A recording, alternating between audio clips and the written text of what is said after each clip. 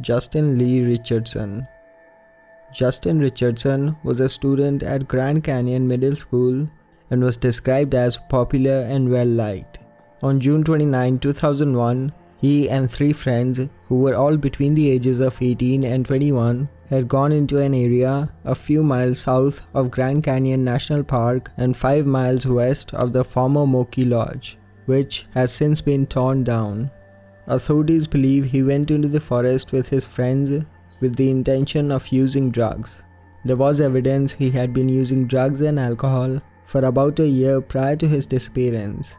While in the forest, Justin and one of the men became separated from the other 2.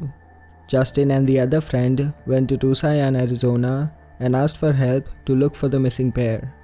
During this time, the 2 missing ones were located by Grand Canyon Railway employees south of Tucson, Arizona, although Justin was unaware of this. Justin and the other friend returned back to the Kaibab National Forest to look for their missing friends. Around 9 a.m., authorities said Justin's other friend came down off methamphetamines and fell asleep in the forest. When he woke up at 5 p.m., Justin was nowhere to be seen. Justin has not been seen since. Even though Justin was missing, his companion did not report him missing. 3 days later, when Justin failed to return home, his family reported him missing. An extensive search was carried out, covering 64 miles of forest, but Justin was nowhere to be found. At the time, police explored the possibility that Justin had run away. He had run away from home few times before, but always came back. However, as days passed, police soon started to feel that Justin may have been a victim of homicide, killed in the forest around the time he went missing. Justin had been in the area several times before and was very familiar with the terrain. Police also said there were numerous landmarks in the area, and Justin would have known that there were many fences, power lines and well-traveled dirt roads, as well as railroad tracks that he could have used to make his way back to town. In 2014, police uncovered evidence that Justin did in fact return to Moki Lodge after he was last seen, although they declined to say what the evidence was. Justin remains missing to this day, and foul play is suspected in his disappearance.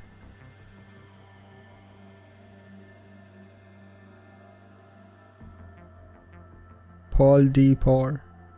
On June 5, 2014, 50-year-old construction worker Paul D. Paur left his home in Milwaukee without telling anyone where he was going and went to the bank to withdraw $5,000.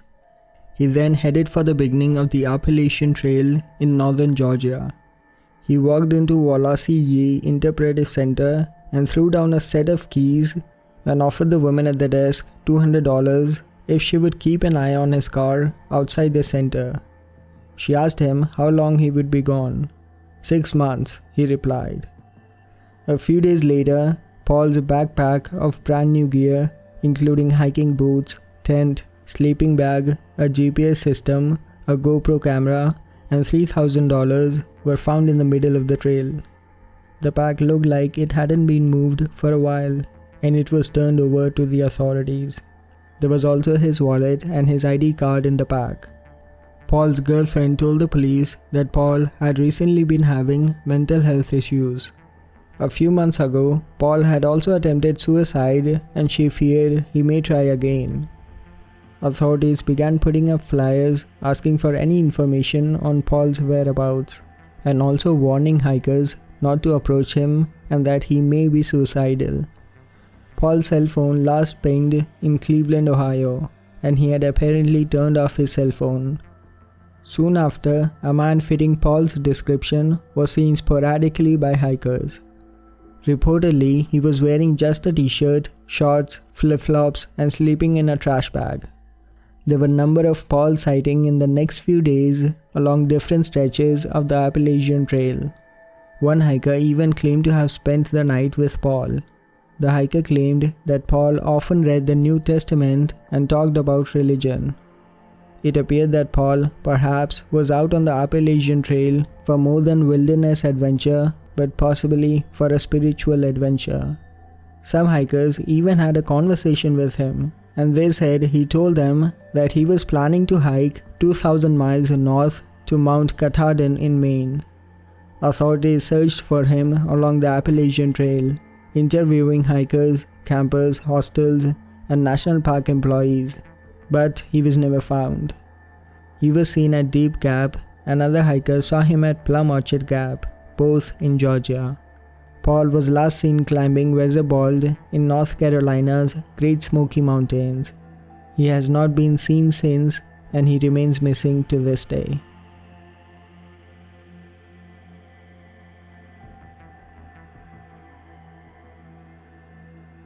Laura Bradbury. On October 14, 1984, Mike and Patty Bradbury went on a camping trip with their 3 children, Travis, Laura, and Emily, at the Indian Cove campground in the Joshua Tree National Park, California. Travis wanted to go to the restroom. Laura accompanied Travis to the portable restrooms near the campground. Travis left Laura outside the restroom while he used the facilities. When he came out, Laura was nowhere to be seen. Over 250 people from park rangers, local sheriffs, and volunteers searched for Laura in the Joshua Tree National Park. A bloodhound followed what appeared to be footprints from Laura's flip-flops for about 2 miles before losing the scent.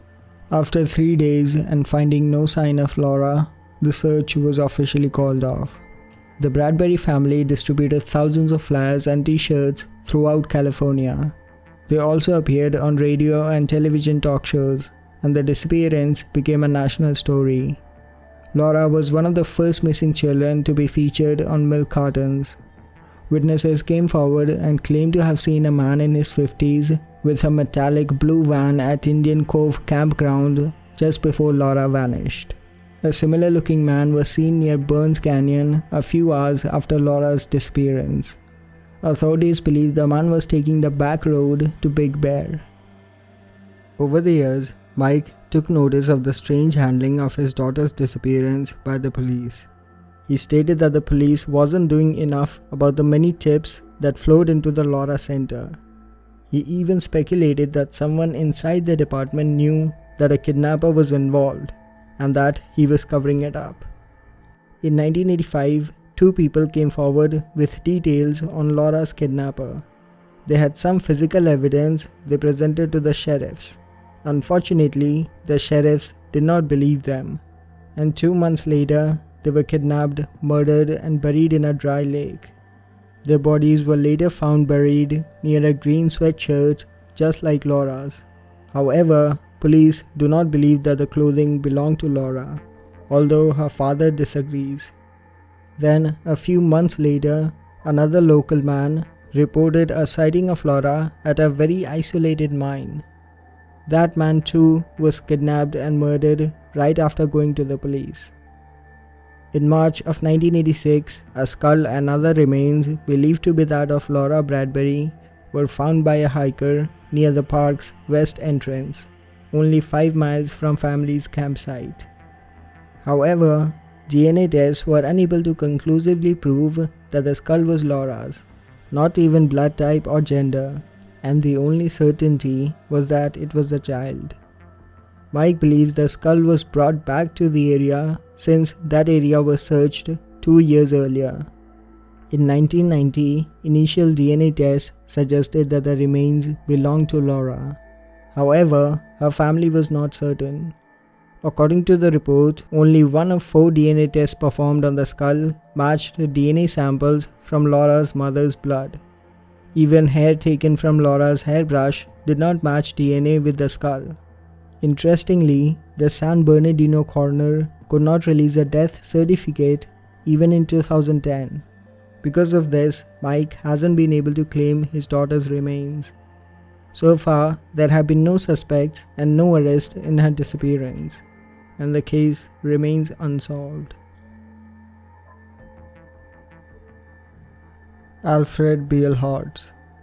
In 1938, the Beilhartz family were on a fishing and camping trip in Colorado's Rocky Mountain National Park. The family needed to walk to a nearby stream to wash themselves and drink water. As the parents and their 11 children were taking a hike along a river, they noticed that one of the youngest children, 5-year-old Alfred, was missing. One moment he had been there walking in the line behind them, and the next they looked away for a split second and he was gone without a sound, a sign of struggle, or any evidence left behind. It was as if he simply vanished into thin air. The parents and the rest of the family frantically searched the area repeatedly before calling the authorities. Within 45 minutes of Alfred's disappearance, more than 100 people started searching for him. Initially, the searchers and rangers assumed the boy had fallen into the river, which the family was walking next to at the time of his disappearance. They immediately blocked off the river so that it could be thoroughly searched and so that his body would not float away too far. A 6-mile stretch of the river was searched for 5 full days, but couldn't find any trace of Alfred. Bloodhounds were brought to the scene. They repeatedly led investigators to an area approximately 500 feet uphill and 1.5 miles from where he went missing. The bloodhounds followed the trail for some time before stopping dead at a trailhead surrounded by rough terrain and sat down. This is the most irregular for trained tracking dogs, as they thrive to track. The bizarre part of this story is that the same day that Alfred disappeared, 2 hikers who were a couple and were unaware that a child had gone missing in the park had been on Old Fall River Road, about 6 miles away and around 3,000 feet higher from where Alfred had disappeared, when they heard a sound, not quite a scream but a sound, which forced their attention to look up towards it. There they saw a small boy sitting on a high ridge in a treacherous area called the Devil's Nest. The hikers reported that the moment they saw him, he appeared as if he was jerked back and quickly went out of sight. At the time, hikers were baffled as how a small boy was able to climb such high ridge or how he got there in such remote wilderness. The next day, the couple returned home and upon reading the newspaper and seeing the picture of missing Alfred, automatically recognized him as the small boy they had seen on the cliff top. The authorities made their way to the Devil's Nest and quickly concluded that it would have been impossible for the boy to have made the hike out there in the time frame involved on his own, and that he could not have possibly climbed the ridge alone without specialized climbing equipment and experience. The area at the top was extensively searched, but they were unable to find a trace. An extensive 10-day search involving 150 volunteers turned up no indication of the child's whereabouts. Due to the passage of time since Alfred's disappearance, his case is no longer being investigated and he remains missing to this day.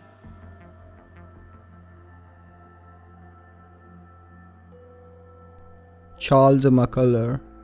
In 1974, 19-year-old Charles McCullar left his home state of Virginia for an extended photography and hiking trip. In January of 1975, Charles was staying at a friend's house in Oregon for a few weeks.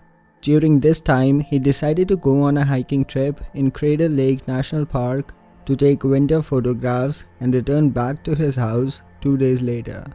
Several people remembered seeing him in the Diamond Lake area. This was the last time he was seen alive. After a week, when Charles did not return to his friend's house, he was reported missing. A search was launched of the area where he was known to have set up camp. A heavy snowfall during the previous 2 weeks dropped over 5 feet of fresh snow, which hampered the search. Charles' father dropped everything and flew to West Coast and spent the whole summer camping at Crater Lake searching for his son, but could not find any trace of his son.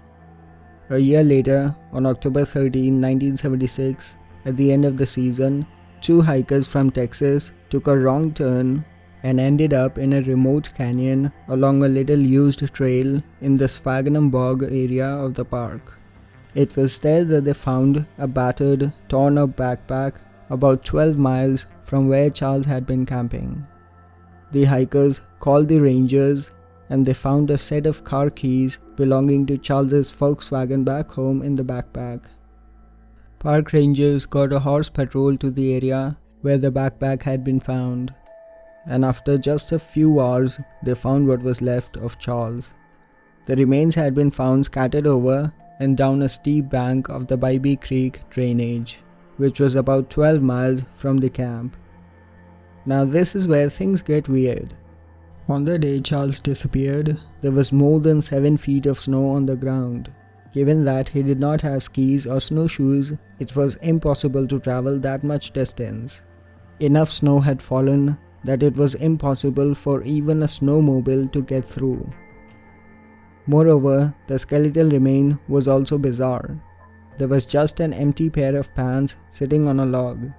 There were foot bones in the socks, but Chuck's jeans were empty, except for the broken off ends of his shin bones sticking up. The jeans were unbuttoned and the belt left undone. The jeans also seemed to be in remarkably good condition, considering how long they had been out there in the elements. Adding to the weirdness, besides the toe and the shin bones, the rest of the body was simply gone, as if it had melted away. The crown of his skull was found 12 feet away. An extensive search of the surrounding area turned up no sign of his shirt, coat, and most importantly, his boots. The majority of his body remains missing. Additionally, none of his camera equipment, wallet, or money were ever found. It remains a mystery as to how Charles managed to traverse 12 miles in more than 7 feet of fresh snow without clothes or equipment, or why did he undress himself, and most importantly, where are most of his remains?